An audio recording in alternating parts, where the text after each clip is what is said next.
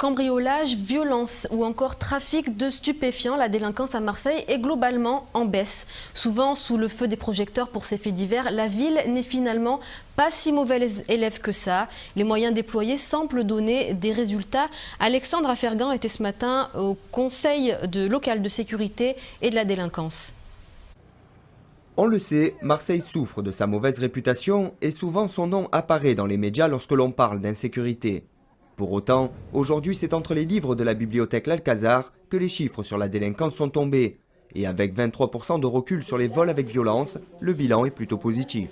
Notre sécurité, celle de nos concitoyens, dans le quotidien, avec le développement de la police municipale, les caméras de vidéoprotection, et dans la lutte aussi contre le crime et les trafics, puisse permettre de dire qu'à Marseille, il y a des résultats aussi, et que les résultats sont bons.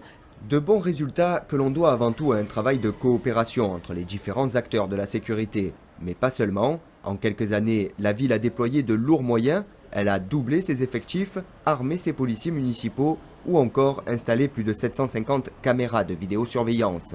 Cette 8e séance plénière était donc l'occasion de se féliciter de ces bons résultats, mais aussi d'évoquer de nouvelles idées comme la mise en place d'une cellule de lutte contre la radicalisation dans les lycées.